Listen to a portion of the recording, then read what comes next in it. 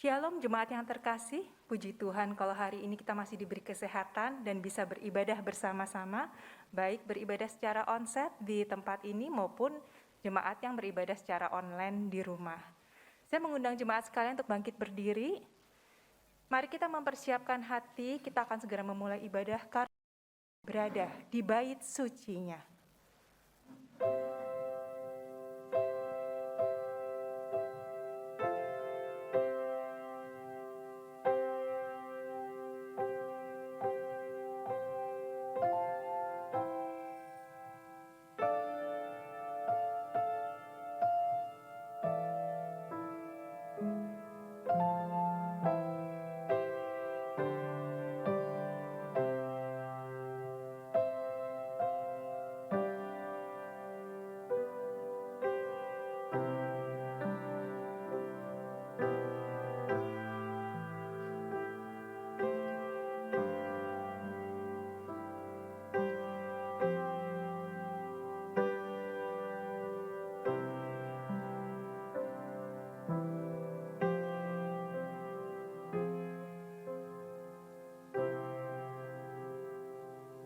Dengarlah ayat panggilan ibadah yang diambil dari Mazmur 98 ayat 4. Bersorak-soraklah bagi Tuhan, hai seluruh bumi. Bergembiralah, bersorak-sorailah dan bermazmurlah. Mari kita naikkan pujian kita, nyanyi dan bersoraklah.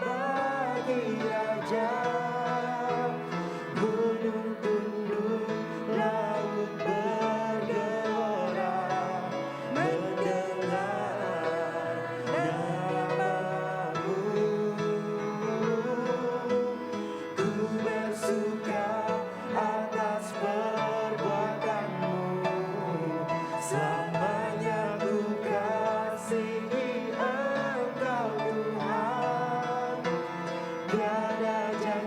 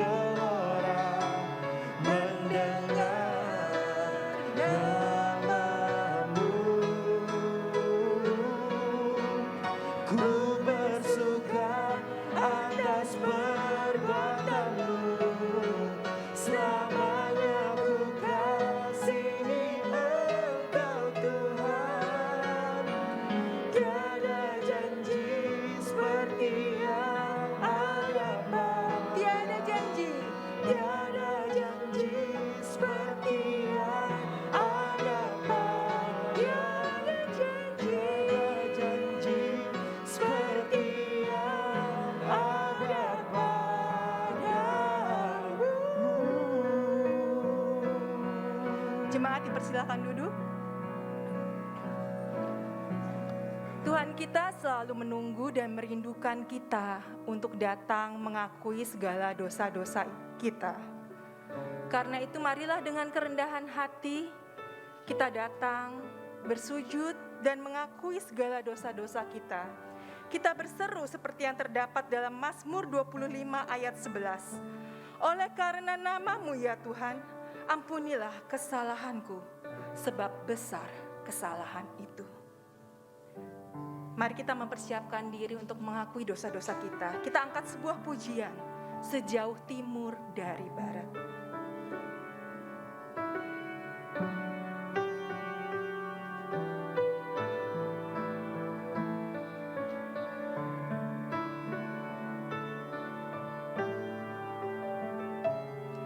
Sejauh timur dari barat, Kau membuang dosaku. Tiada Kau ingat lagi pelanggaranku.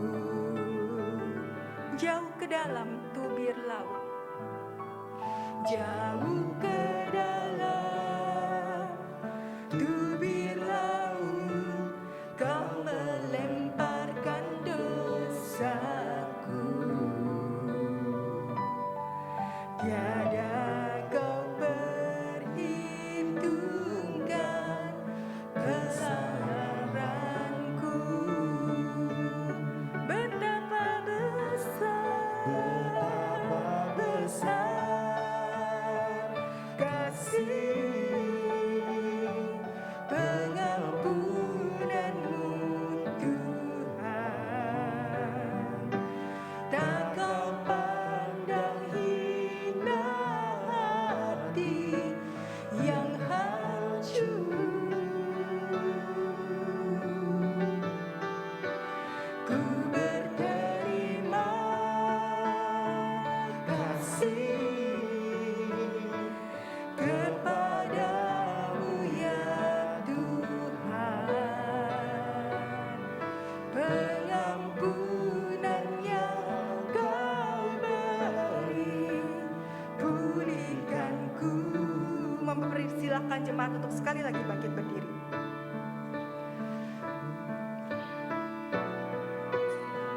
Sekali lagi kita naikkan refnya.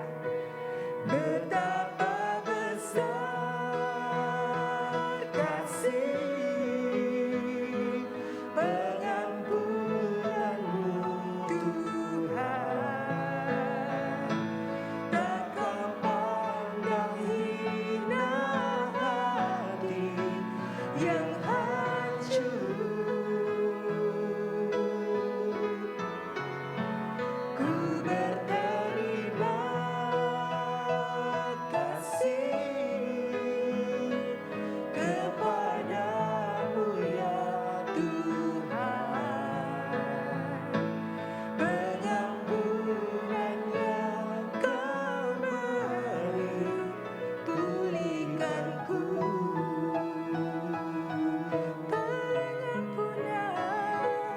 Pengampunan yang Kau beri, pulihkanku.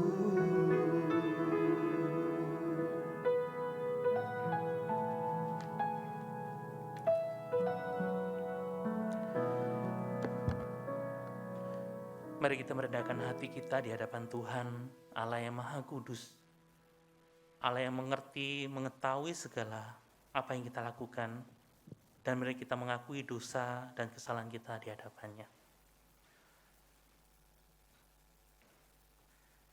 Tuhan, inilah diri kami di hadapan-Mu. Tidak ada satu bagian pun yang tersembunyi di hadapan-Mu Tuhan. Ketika kami berpikir, ketika kami melakukan sesuatu, semuanya terlihat di hadapan Tuhan. Bahkan motivasi hati kami, Engkau mengetahui Tuhan. Kami sebagai anak-anak-Mu, ketika kami menjalani hidup kami, seringkali kami menjalani hidup yang tidak berkenan di hadapan Tuhan. Bahkan mungkin ada dosa-dosa yang kami lakukan di hadapan-Mu Tuhan, yang membuat kami tidak layak di hadapan-Mu, yang membuat kami jauh dari hadapan Tuhan. Engkau adalah Allah yang menghukum dosa, Tuhan. Engkau adalah Allah yang tidak bisa melihat dosa ada di dalam kehidupan kami. Tapi Engkau adalah Allah yang kasih, yang mengundang kami untuk boleh datang di hadapan-Mu, untuk mengakui segala pelanggaran kami, Tuhan, untuk mengakui segala dosa-dosa kami. Dan inilah kami, Tuhan, dengan hati yang hancur di hadapan-Mu. Kami mohon pengampunan-Mu. Kau sucikan kembali kami, Tuhan. Jamalah kami, kuduskan kami, sehingga kami boleh menjadi layak di hadapan-Mu. Sehingga apa yang kami lakukan hari ini tidak sia-sia, tapi boleh menjadi berkenan di hadapan Tuhan. Ketika kami memuji Tuhan, pujian kami berkenan di hadapan-Mu. Kami rindu Tuhan, biarlah kebenaran firman Tuhan yang akan kami dengarkan, juga menata kami kembali, menuntun kami kembali, hidup sesuai dengan kehendak-Mu, supaya kami boleh berkenan di hadapan-Mu. Terima kasih, inilah doa kami Tuhan. Biarlah hidup kami dipakai oleh Tuhan, tutur kata kami, apa yang kami lakukan, apa yang kami pikirkan, boleh menjadi kemuliaan bagi nama-Mu. Terima kasih Tuhan, untuk anugerah-Mu yang besar, yang sudah mati atas kayu salib, yang menebus hidup kami, mengangkat kami menjadi anak-anak-Mu, dan juga yang mengampuni kami. Terima kasih, inilah seruan doa pengampunan dosa yang kami naikkan di hadapan-Mu. Di dalam nama Tuhan Yesus Kristus, kami sudah berdoa dan bersyukur. Amin. Dipersilakan duduk kembali. Dengarkanlah janji pengampunan dosa yang diambil dari Mazmur 103 ayat 10-12. Tidak dilakukannya kepada kita setimpal dengan dosa kita, dan tidak dibalasnya kepada kita setimpal dengan kesalahan kita. Tetapi setinggi langit dari atas bumi, demikian besarnya kasih setianya atas orang-orang yang takut akan Dia. Sejauh timur dari barat, demikian dijauhkannya daripada kita pelanggaran kita.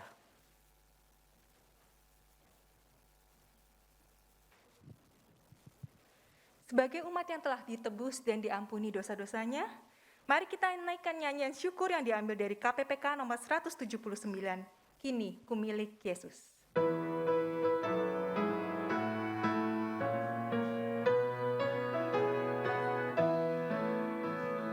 Kasih Tuhan Yesus tak berakhir, tiada kuasa yang memisahkanku, Ia menebusku korban diri, kini ku miliknya, kini ku milik Yesus, dan Yesus milikku, bukan hanya saat ini, namun selamanya. Bait yang kedua. Dulu aku sesat dalam dosa, Yesus datang bawa keselamatan. Tiada lagi takut dan malu, kini ku miliknya, kini ku milik Yesus, kini ku milik Yesus, dan Yesus milikku, bukan hanya saat ini, namun selamanya. Mengundang jemaat bangkit berdiri. tiba saatnya bersama dengan umat Tuhan dari segala abad dan di segala tempat, kita mengikrarkan pengakuan iman rasuli. Aku percaya kepada Allah, Bapa yang Maha Kuasa, Khalik langit dan bumi, dan kepada Yesus Kristus, anaknya yang tunggal, Tuhan kita, yang dikandung daripada Roh Kudus, lahir dari anak darah Maria, yang menderita sengsara di bawah pemerintahan Pontius Pilatus, disalibkan, mati dan dikuburkan, turun ke dalam kerajaan maut. Pada hari yang ketiga, bangkit pula dari antara orang mati, naik ke surga, duduk di sebelah kanan Allah, Bapa yang Maha Kuasa, dan dari sana ia akan datang untuk menghakimi orang yang hidup dan yang mati. Aku percaya kepada Roh Kudus, gereja yang kudus dan am, persekutuan orang kudus, pengampunan dosa, kebangkitan tubuh, dan hidup yang kekal. Amin. Jemaat dipersilakan duduk. Hari ini firman Tuhan akan disampaikan oleh G.I. Roni dengan tema hidup menurut firman-Nya. Mari kita mempersiapkan hati dengan mengangkat sebuah pujian. Bukakan mataku Tuhan dari KPPK 294.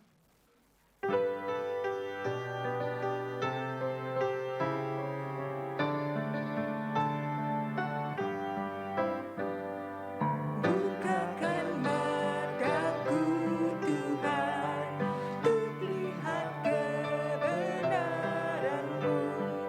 Beri padaku kunci ajar, untuk lepaskan belenggu. Ku menantikan Tuhanku, kehendak-Mu yang jadilah. Roh Kudus menyertaiku dan pimpinku. Bukakan telingaku Tuhan, untuk mendengarkan firman-Mu, agar apa yang ku dengar hanyalah Injil Tuhanku. Ku menantikan Tuhanku, kehendak-Mu yang jadilah. Roh Kudus menyertaiku dan pimpinku.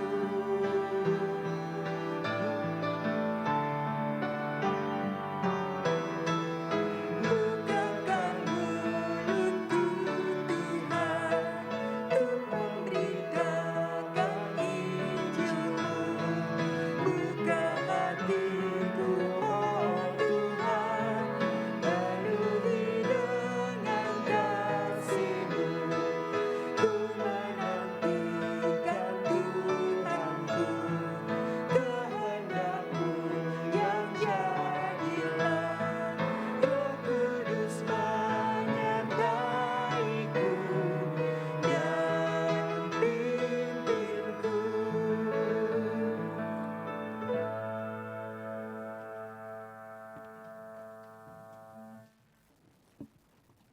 Mari kita berdoa. Tuhan, kami bersyukur kepadamu untuk saat ini. Di dalam anugerah daripada Tuhan yang boleh menolong kami, memberkati kami hari lepas hari sampai pada saat ini. Tuhan, biarlah kami terus menjadi murid-murid Kristus yang terus belajar, yang dengar-dengaran akan kehendak Tuhan, dan menjadi para pelaku-pelaku firman dalam hidup kami. Terima kasih Bapa, dalam nama Tuhan Yesus kami berdoa dan bersyukur. Amin. Shalom jemaat yang kasih dalam Tuhan, kita bersyukur hari ini kita boleh bersama-sama beribadah, dan saya percaya setiap kita sudah siap untuk belajar kebenaran firman Tuhan. Karena itu saya mengajak setiap kita membuka, kita akan melanjutkan eksposisi kita dari 1 Yohanes, dan hari ini yaitu 1 Yohanes 2, ayat yang ketiga sampai dengan ayat yang ke-6. 1 Yohanes pasal 2 ayat yang ketiga sampai dengan ayat yang ke-6. Saya akan baca untuk setiap kita, baik kita yang ada di gedung gereja ataupun kita yang ada di rumah kita masing-masing. Silakan kita buka Alkitab kita. Dan inilah tandanya bahwa kita mengenal Allah, yaitu jikalau kita menuruti perintah-perintahnya. Barang siapa berkata, aku mengenal dia, tetapi ia tidak menuruti perintahnya, ia adalah seorang pendusta, dan di dalamnya tidak ada kebenaran. Tetapi barang siapa menuruti firman-Nya, di dalam orang itu sungguh sudah sempurna kasih Allah. Dengan itulah kita ketahui bahwa kita ada di dalam Dia. Barang siapa mengatakan bahwa ia ada di dalam Dia, ia wajib hidup sama seperti Kristus hidup. Jemaat kasih dalam Tuhan, kita akan membahas tentang hidup menurut firman-Nya. Ketika kita berbicara tentang hidup, maka kita akan diperadakan kepada satu kata, yaitu tujuan hidup. Ketika kita berbicara tentang tujuan hidup sebagai orang-orang percaya, setiap kita, saya percaya, punya tujuan hidup, bukan? Ketika kita berbicara tentang tujuan hidup kita untuk anak kita punya tujuan hidup untuk mereka. Ketika kita akan menikah di tahun-tahun yang lalu, kita punya tujuan hidup di dalam rumah tangga kita. Tetapi pertanyaannya adalah seperti apa tujuan hidup kita sebagai orang percaya? Seorang bernama Charles C. Ryrie pernah berkata seperti ini, bahwa keselamatan membawa hidup baru yang memampukan untuk berpikir secara benar, mengasihi Tuhan, memiliki tujuan melakukan kehendak Tuhan, memiliki hati yang berubah. Jadi ketika orang yang sudah diselamatkan, hatinya, sikapnya itu berubah. Kemudian kehidupan intelektual, emosional, kehendak, dan spiritualitas orang Kristen akan menjadi benar dan murni. Ketika keselamatan itu, hidup baru itu dia miliki dan itu menjadi tujuan hidupnya.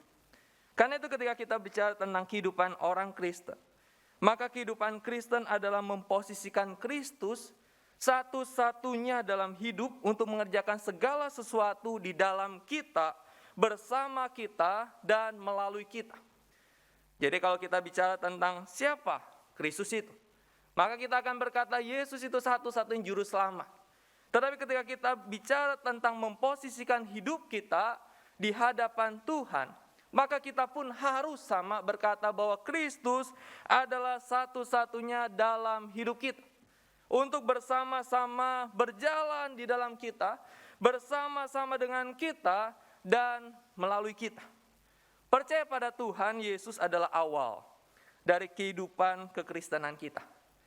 Karena itu kalau kita lihat di dalam 1 Yohanes pasal 2, ayat 3 sampai yang ke-6 merupakan sebuah penegasan yang diberikan oleh Rasul Yohanes tentang identitas sebagai anak Allah dan status sebagai seorang yang memiliki kehidupan kekal itu.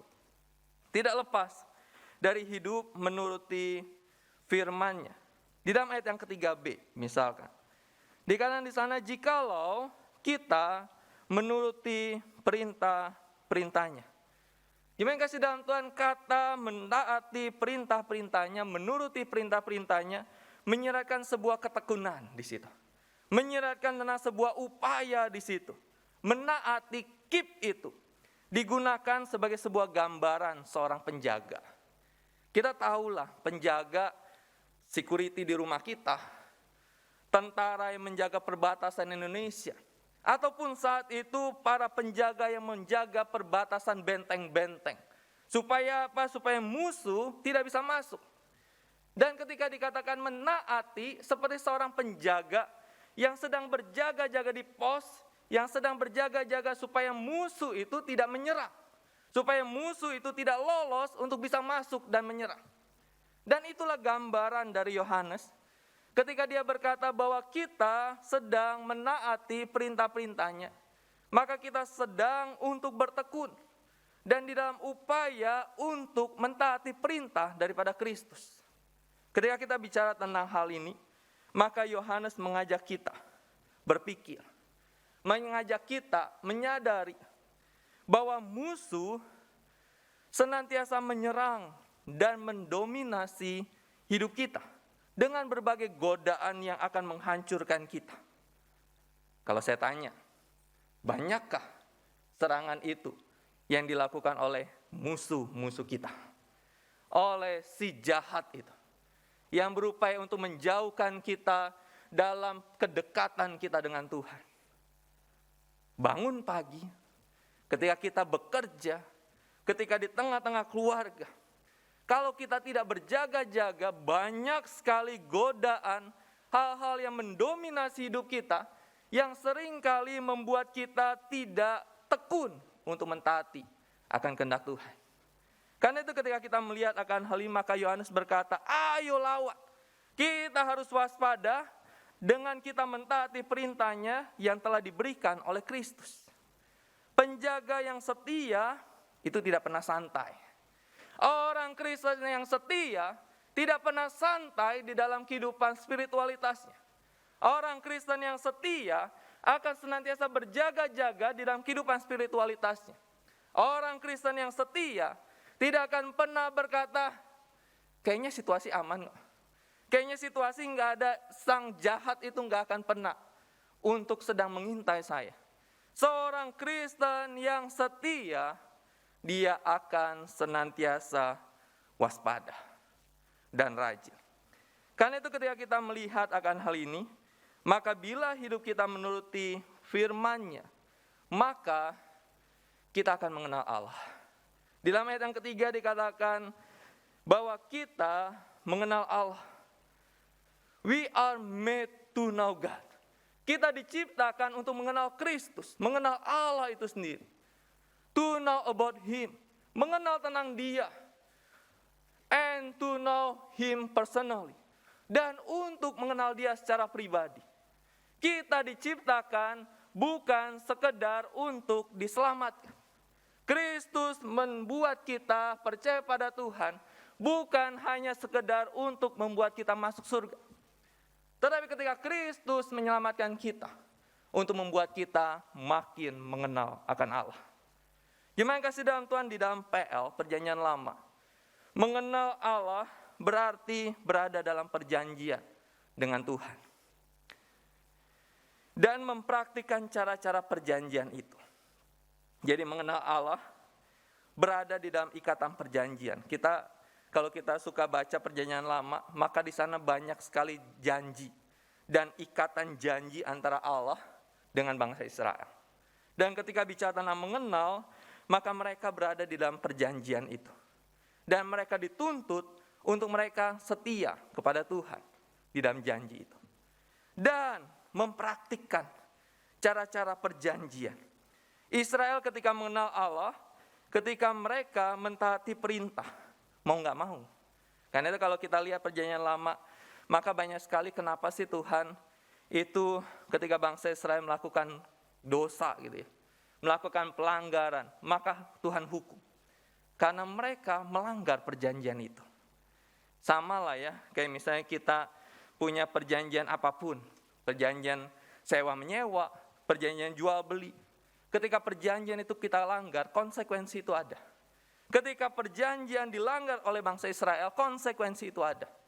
Karena itu kita bisa lihat banyak sekali konsekuensi yang mereka alami. Tetapi bagi Yohanes, mengenal Allah berarti menaati perintah-perintah yang diberikan oleh Kristus. Pengikut Yesus yang sejati melakukan apa yang diperintahkan oleh tuannya. Kalau kita tanya, atau kalau kita bertanya, Lose, apakah berarti ketika kita menaati perintah Tuhan, maka kita akan menaati secara sempurna? Maka saya berkata tidak. Kita tidak akan pernah secara sempurna mentaati perintah Allah. Tetapi arah yang kita tuju, arah yang kita jalani itu tetap jelas. Ketika kita berjalan mengikuti langkah-langkah yang Tuhan perintahkan untuk kita lakukan. Karena itu, menjadi orang Kristen bukan hanya mengetahui tentang Tuhan atau mengetahui tentang doktrin Kristen, tetapi kekristenan adalah mengenal Allah secara pribadi di dalam Kristus. Saya tidak katakan bahwa kita nggak perlu belajar doktrin, tidak. Tetapi doktrin mengetahui tentang Allah tidak berhenti di situ saja.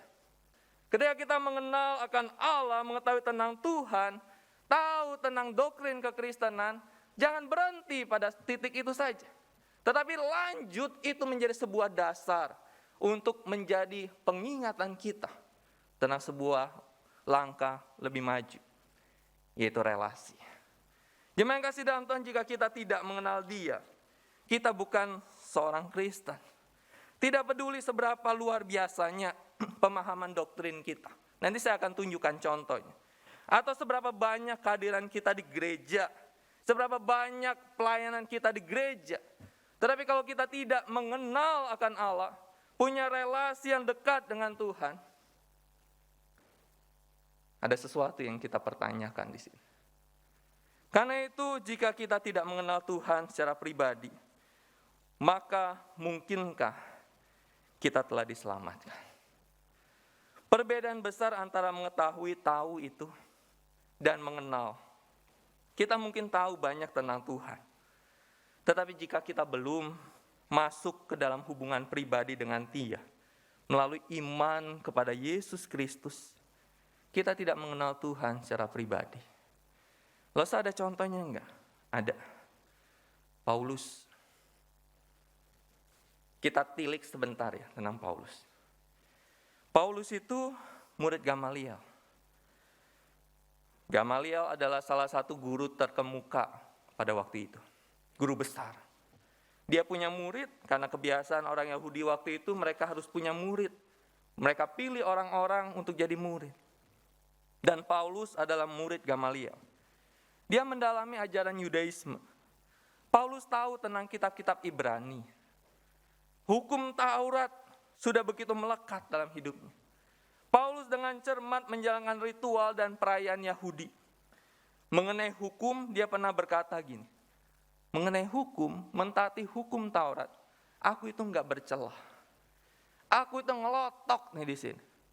Kamu mau nanya apa titik koma, aku akan bisa jelaskan sama kamu.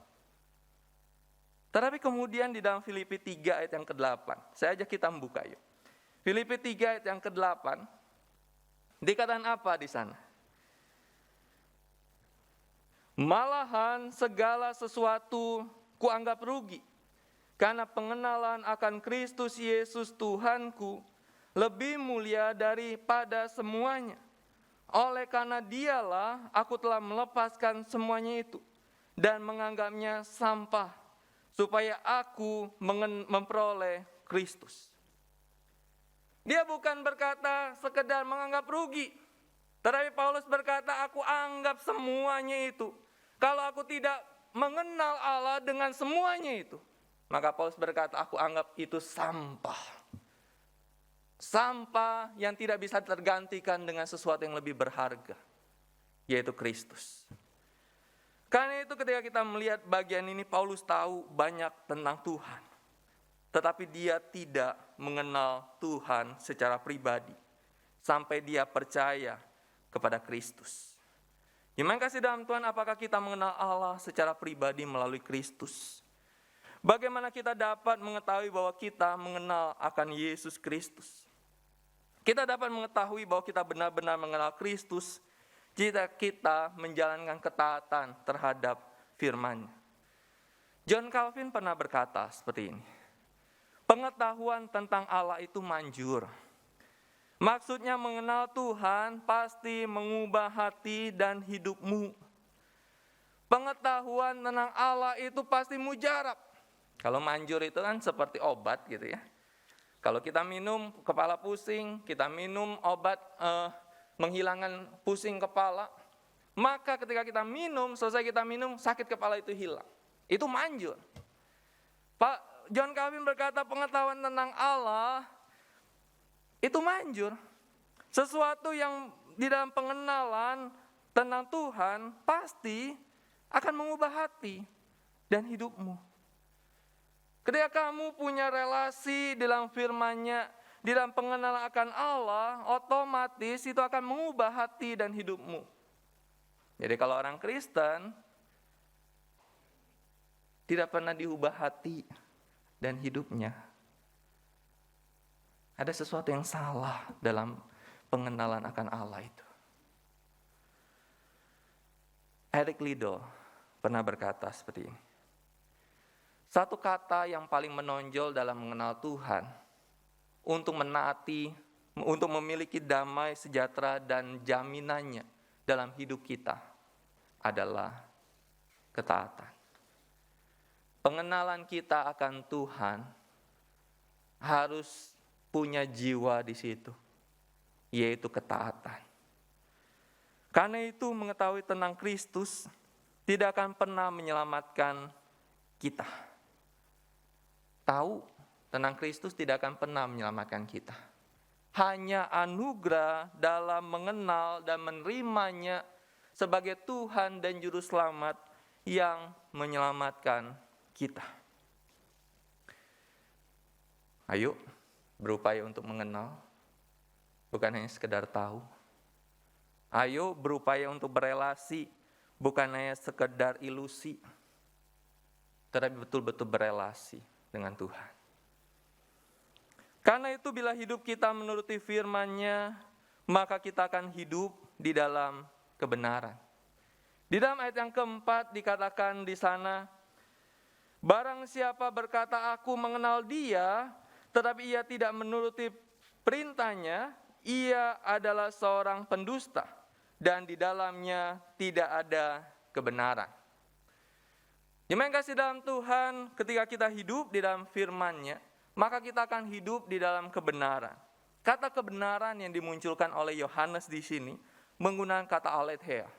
Aletheia yaitu kebenaran, dan di dalam kitab suci Alkitab kita, kebenaran itu sendiri bukan sekedar sebuah proposisional. Proposisional itu bicara tentang benar salah, bicara tentang dipercaya, disangsikan. Enggak sebatas itu. Tetapi ketika bicara tentang kebenaran, itu bicara juga tentang relasional. Relasi itu. Jadi kebenaran itu membawa kepada kebebasan. Memungkinkan kasih dan membimbing kita. Menyatakan kasih karunia Allah.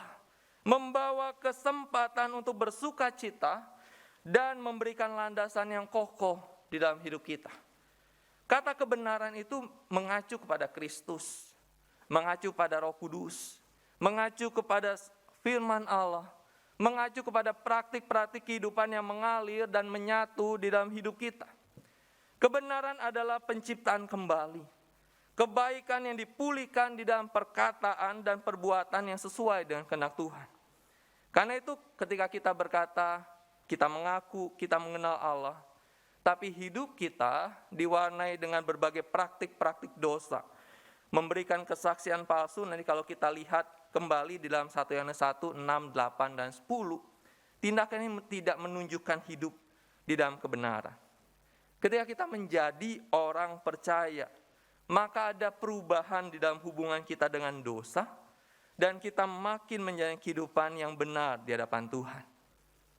Contoh di dalam kehidupan dosa. Seorang Kristen tidak lagi mencintai dosa seperti dulu. Kalau kita orang Kristen tidak lagi menyombongkan dosanya seperti dulu. Kalau kita seorang Kristen tidak lagi berencana untuk berbuat dosa seperti dulu. Kalau kita seorang Kristen tidak lagi mengingat dosanya, dosa kita seperti dulu. Kalau kita seorang Kristen tidak akan pernah sepenuhnya menikmati dosa seperti dulu. Kalau kita sebagai orang Kristen tidak lagi nyaman dengan kebiasaan dosa seperti dulu. Kenapa? Karena kita tahu tentang kebenaran Allah itu. Sehingga ketika kita percaya pada Tuhan, contoh praktis tentang dosa aja kita akan berubah sikap yang ekstrim. Karena kita mau hidup di dalam aletheia itu. Di dalam kebenaran Allah itu. Jadi tujuan, arah, dan fokus kita adalah berupaya untuk menyenangkan Tuhan dengan menaati perintahnya. Ini tidak berarti bahwa kita tidak pernah gagal. Tetapi ketika kita gagal, kita bangkit dan terus berjalan dalam kebenaran. Saya banyak sekali menemukan orang-orang Kristen yang berjuang di dalam kaitan dengan hal ini. Gagal lagi, dosa lagi. Tetapi kemudian ketika saya ngobrol dengan mereka, saya berkata, ayo, kamu bisa kok bangkit. Kamu bisa kok pulih. Kamu bisa kok kembali untuk melakukan hal yang benar di hadapan Tuhan. Bapak Ibu, jemaat yang kasih dalam Tuhan, saya nggak tahu bagaimana pergumulan kita terhadap dosa. Bagaimana pergumulan kita terhadap sikap kita, jatuh bangun kita di dalam tantangan dosa itu. Tetapi kalau kita merasa, aduh dosa itu begitu membelenggu saya, seperti menyelimuti hidup saya, yang rasanya saya nggak bisa buka karena begitu hangat, karena begitu nyaman, karena begitu memuaskan kedagingan saya. Maka saya berkata, firman Tuhan berkata, kamu sebagai anak-anak Tuhan, kamu harus hidup di dalam kebenaran Tuhan. Dan kamu harus lepaskan itu. Sekalipun itu menghangatkan tubuhmu, kamu lepaskan itu. Karena itu dosa di hadapan Tuhan. Ketika kita melihat akan hal ini, maka hiduplah dalam kebenaran Tuhan. Karena itu bila hidup kita menuruti firman-Nya, maka kita menghidupi kasih Tuhan.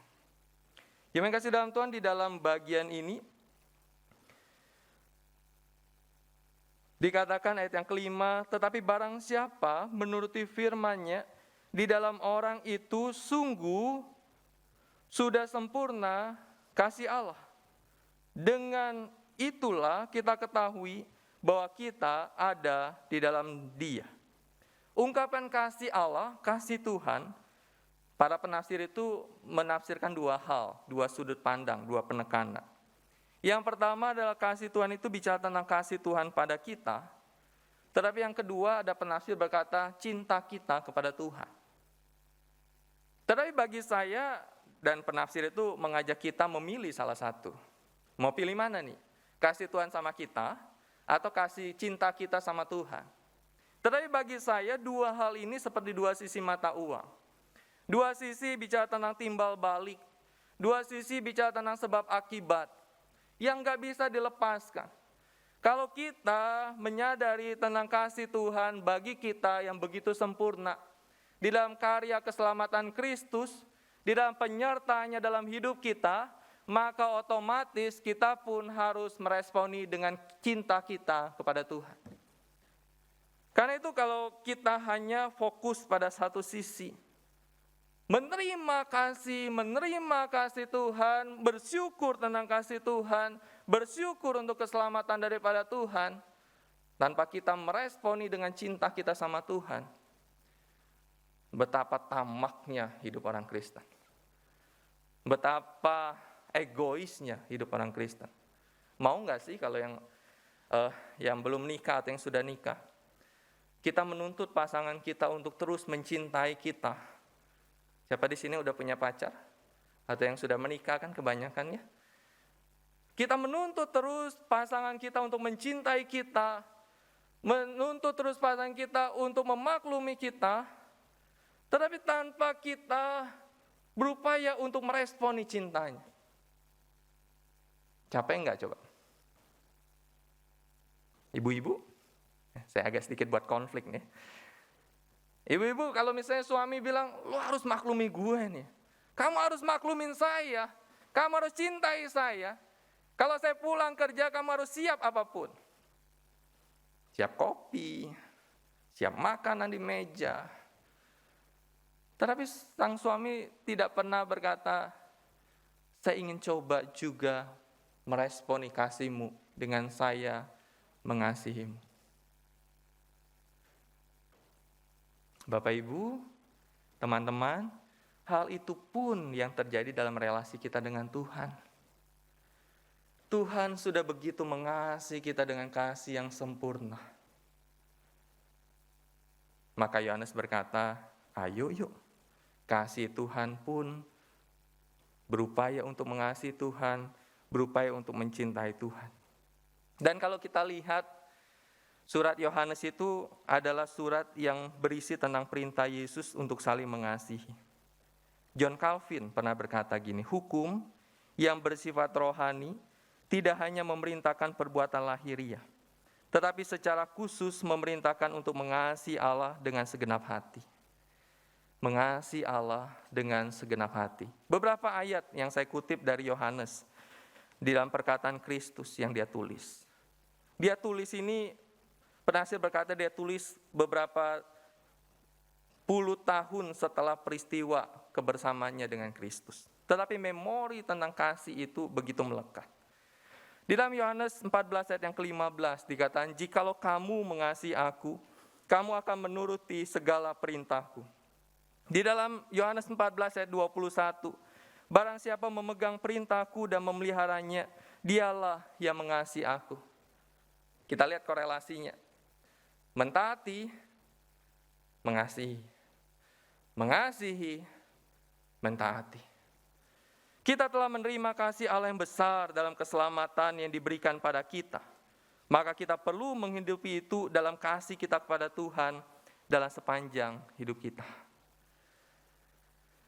Karena itu, bila hidup kita menuruti segala firman-Nya, maka kita berjalan dalam ketaatan. Gimana kasih dalam Tuhan, bila kita dapat mengetahui bahwa kita mengenal Kristus, kita dapat mengetahui bahwa kita benar-benar mengenal Kristus jika kita berjalan dalam ketaatan kepada firman-Nya. Yohanes berkata bahwa jika kita tinggal di dalam Kristus, kita akan berjalan seperti Kristus berjalan.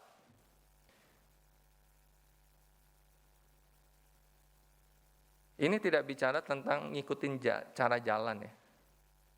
Kadang kalau orang tua punya anak itu, orang seringkali bilang, kayak papinya jalannya, kayak papinya cara makannya.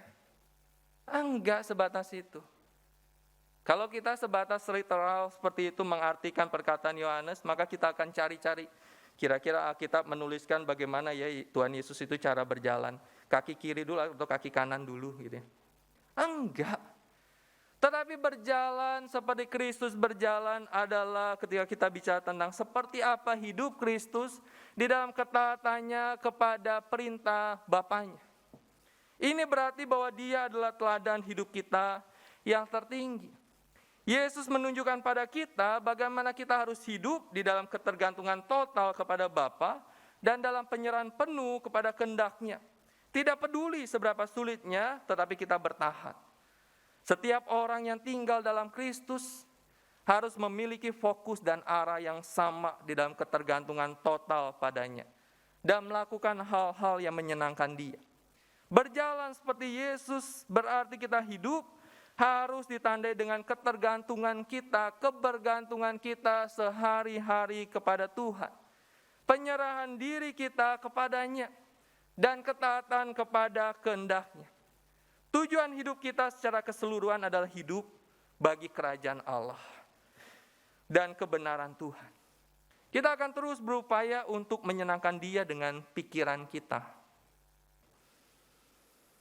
dengan perkataan kita, dengan perbuatan kita. Jargon, pikiran, perkataan, dan perbuatan seringkali orang berkata itu jargon kuno, jargon 20 tahun lalu. Hidupmu hendaklah sesuai dengan perkataan, pikiran, dan perbuatan. Tetapi bagi saya itu bagian dari diri kita, bukan? Apa yang kita pikirkan, apa yang kita katakan, apa yang kita lakukan, apakah sesuai dengan kehendak Tuhan dan menyenangkan akan hati Tuhan. Meskipun kita tidak akan pernah berjalan secara sempurna seperti Yesus berjalan, tetapi harus menjadi tujuan dan upaya terus-menerus untuk melakukannya. Apakah kita mentaati firman-Nya dan berusaha berjalan seperti Yesus berjalan? Jika itu adalah arah dan fokus kita, maka kita mengetahui bahwa kita mengenal dan berelasi dengannya. Akhirnya saya mengutip perkataan dari Martin L. Jones. Saya harap kita bisa jelas melihat seperti dia di layar apa yang ditampilkan. Martin L. Jones pernah berkata seperti ini. Jika Anda memiliki kehidupan, itu akan muncul dengan sendirinya. Mentaati perintah Tuhan, mengasihi Tuhan, hidup untuk kebenaran Tuhan, akan muncul dengan sendirinya. Dan jika tidak, maka Anda tidak memiliki kehidupan. Anda tidak dapat menerima kehidupan Kristus tanpa menjadi seperti Dia.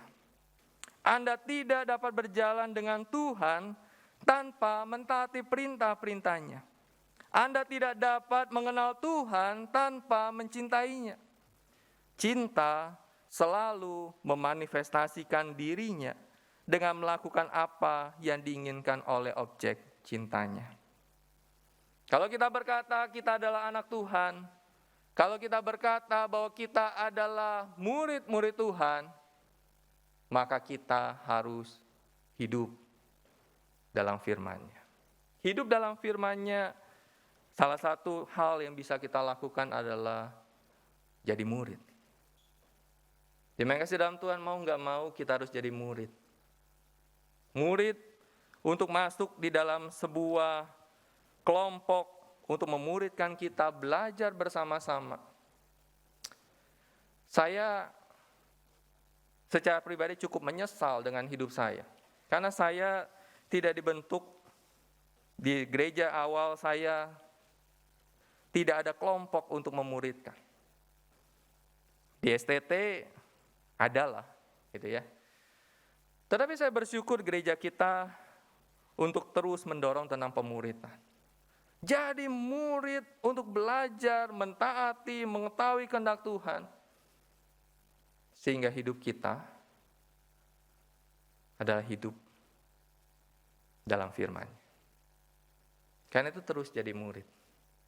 Yang dengar-dengaran, yang diubahkan, yang menjadi lebih baik dan lebih berkenan pada Tuhan.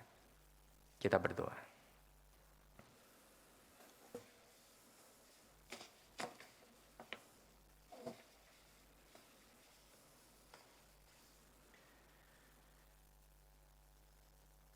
Tuhan, kami bersyukur kepadamu. Alkitab sudah begitu lama bersama-sama dengan kami. Di rumah kami entah berapa banyak Alkitab yang kami punya. Di handphone kami mungkin ada aplikasi Alkitab yang kami bawa setiap hari. Tetapi biarlah kami bukan hanya sekedar memiliki secara fisik, memegang itu secara fisik, tetapi kami sungguh-sungguh hidup di dalam firman-Mu, mencintai-Mu, mentaati perintah-Mu, dan melakukan setiap kebenaran-Mu dalam hidup kami. Menjadi seorang murid yang dengar-dengaran akan apa yang diajarkan oleh Sang Guru Agung itu. Dan bertumbuh bersama dengan saudara seiman untuk semakin hidup berkenan dan memperkenankan akan hati Tuhan. Terima kasih Bapa, di dalam nama Tuhan Yesus kami berdoa dan bersyukur. Amin. Saya serahkan.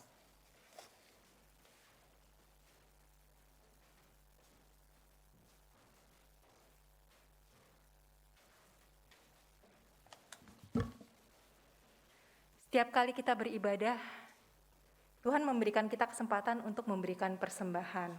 Kesempatan untuk mengembalikan sebagian daripada berkat-berkat yang sudah kita terima. Dan persembahan juga termasuk salah satu ujian iman, di mana kita diuji apakah kita tetap dapat memberi, tidak hanya dalam kelimpahan, namun juga dalam kekurangan. Persembahan minggu ini dapat dilakukan dengan cara men-scan barcode yang tertera di layar, atau yang ada di belakang kursi-kursi jemaat yang ada, dan juga dapat ditransfer ke rekening Gereja Kristus Yesus Karawaci. Mari kita naikkan pujian Ku Mau Serupa Tuhan sambil menjalankan persembahan.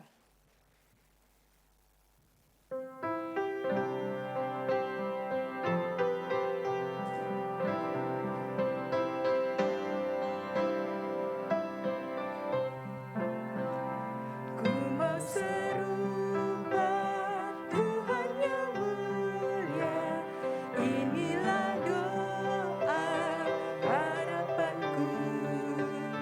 Rela luangkan semua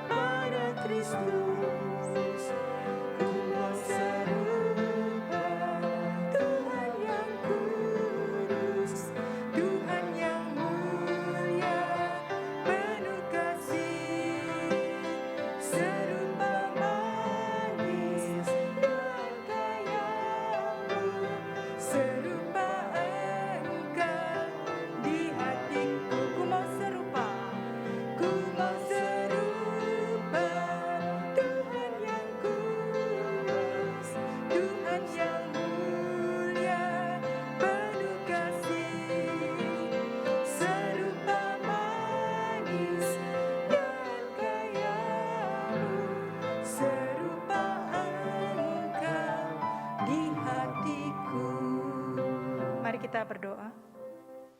Tuhan Yesus, terima kasih Kau sekali lagi kami boleh datang kepadamu membawa persembahan kami. Bila kira Engkau boleh memakai persembahan ini untuk pekerjaan-Mu di dunia ini. Tuhan, Kau urapi untuk tangan-tangan yang mengelola uang ini, Tuhan. Juga biarlah kami tidak hanya memberikan persembahan, tapi juga mempersembahkan tubuh kami sebagai persembahan yang hidup kepadamu. Hanya dalam nama Tuhan Yesus Kristus kami berdoa dan mengucap syukur. Amin. Selanjutnya berita pengembalaan.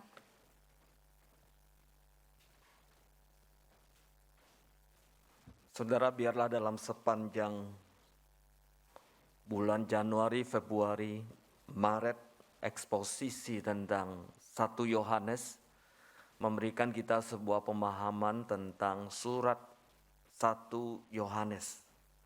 Dan di dalamnya ada banyak pengajaran yang luar biasa. Sekiranya kita mengikuti eksposisi tersebut, saudara bisa membaca terlebih dahulu surat 1 Yohanes yang sangat pendek, tapi di dalamnya ada dasar pengajaran yang begitu luar biasa menghadapi pengajaran-pengajaran sesat yang muncul pada saat itu. Kiranya firman Tuhan hari ini boleh menolong kita untuk kita bisa hidup menurut firman Tuhan. Perjalanan kehidupan kekristen kita tidak mudah, ada banyak pergumulan, ada banyak pencobaan kita hadapi. Bagaimana di tengah pencobaan, pergumulan kita hidup menurut firman-Nya. Kiranya Tuhan memberkati hamba-Nya, Losironi, yang sudah menyampaikan firman Tuhan. Saudara, kita bersyukur kepada Tuhan untuk hari-hari ini. Sudah mulai ramai ya, kalau kita ke tempat-tempat makan ya, orang ya kalau makan nggak buka masker dia nggak bisa makan ya. Jadi buka masker makan ya. Kemarin kami ada pertemuan, jadi di satu tempat ya orang sudah ramai ya. Apalagi Sabtu Minggu ya, kalau ke mall itu sudah ramai sekali, saudara. Lalu pertanyaan, bagaimana gereja, saudara? Gereja itu adalah sebuah tempat ujian ya, untuk iman kita, untuk kesetiaan kita kepada Tuhan.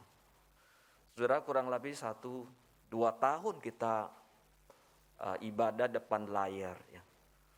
Tapi sesungguhnya saudara, kita membutuhkan sebuah ibadah yang real ya. Kita membutuhkan sentuhan satu dengan yang lain. Sebab itu saudara, untuk ibadah onsite, ibadah di gedung gereja yang sudah dibuka selebar-lebarnya untuk kita bisa gunakan waktu untuk bisa kita hadir bersama-sama jam 7.30 ataupun jam 10 untuk bisa datang bersama-sama beribadah. Lalu yang untuk online, mungkin saudara mengalami kesulitan untuk hadir, mungkin saudara sedang terbaring sakit ya, saudara bisa mengikuti ibadah secara online.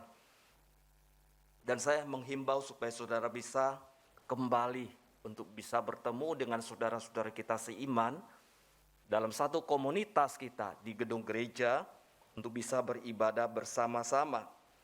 Saudara, untuk ibadah secara onsite yang perlu diperhatikan adalah bahwa saudara memang sudah divaksin ya, dan sekarang kita tahu vaksin bukan hanya untuk orang dewasa ya, orang-orang dewasa sudah siap-siap untuk booster ya, vaksin yang ketiga kalinya. Tapi untuk anak usia 5 sampai 11 tahun sudah mulai divaksin, dan anak-anak yang sudah divaksin silakan dibawa ke gereja untuk bisa beribadah bersama. Kemudian hal kedua, saudara perlu miliki ya aplikasi Peduli Lindungi ya. Saudara datang atau saudara ke mall kan butuh ya saudara ya, jadi ada scan-nya di situ. Kemudian ketiga, bahwa saudara sudah mengisi link ibadah yang sudah dibagikan setiap Sabtu, saudara dibagikan ya, saudara bisa mengisinya. Nah, sekarang kuotanya udah besar saudara ya, jadi semua orang bisa mengisinya, 125 orang. Kalau saya lihat di sini ya paling 80 orang ya, masih kuotanya masih banyak, termasuk di kebaktian umum kedua. Kemudian kalau saudara datang ada check-in ya, jadi saudara masuk di bawah. Saudara, semua ini kita lakukan memang setelah pandemi ini. Ada sedikit kesulitan, tapi kalau saudara mengalami kesulitan, saudara bisa menghubungi nomor tata usaha. Ya, bisa minta bantuan, hubungi nomor ini, maka akan membantu saudara untuk mendaftarnya. Tapi saya yakin bahwa kita semua ya, termasuk yang lansia, sudah pinter dalam mendaftar semuanya ini. Mari kita beribadah di gedung gereja. Hal kedua adalah kebaktian doa. Kebaktian doa, saudara, kita masih lakukan via Zoom dan berharap ya kita bisa bersama-sama ya beribadah, berdoa bersama di kebaktian doa setiap Rabu jam 19.30. Kemudian Sabtu 22 ini ada persekutuan Komisi Kaleb. Ya, ini HUT yang ke-11. Jadi persekutuan Komisi Kaleb ya. Jadi kita akan lakukan di gedung gereja ya. Jadi bersama-sama yang usia Kaleb silakan datang ya. Dan tentu daftar dulu ya seperti biasa. Kemudian bagi saudara yang sudah beribadah lama di GKY, kami membuka kesempatan untuk saudara mau atestasi masuk ya menjadi anggota gereja. Saudara, penting nggak anggota gereja?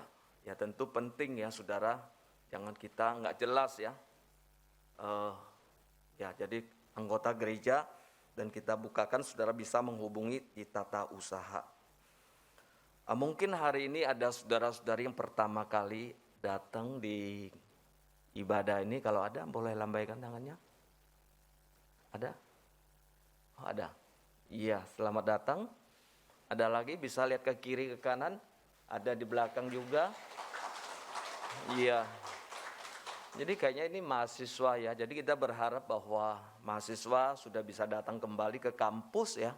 Untuk bisa datang bersama-sama beribadah ya, sudah terlama di daerah dan bisa datang di kampus untuk kembali kuliah di tempat ini.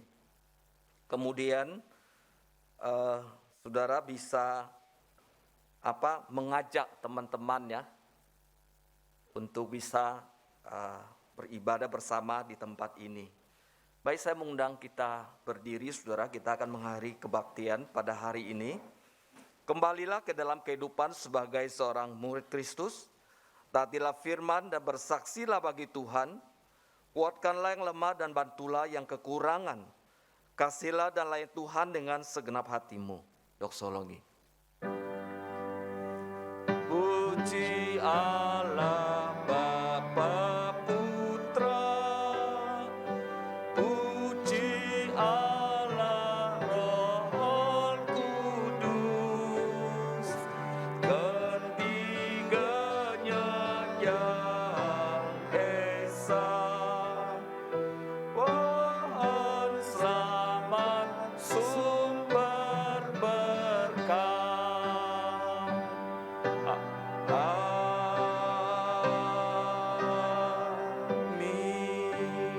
Jemaat yang saya kasih dalam Tuhan, mari arahkan hatimu, buka hatimu dan terimalah berkat Tuhan.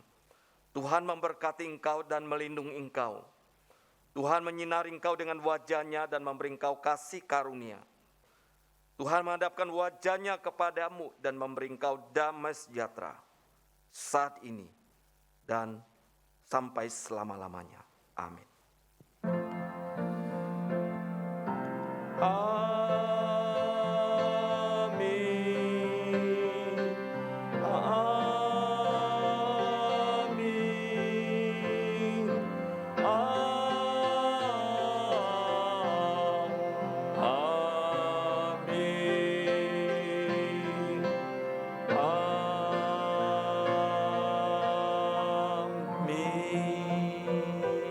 Silakan duduk saat teduh. Kebaktian sampai di sini. Selamat hari Minggu. Tuhan Yesus memberkati.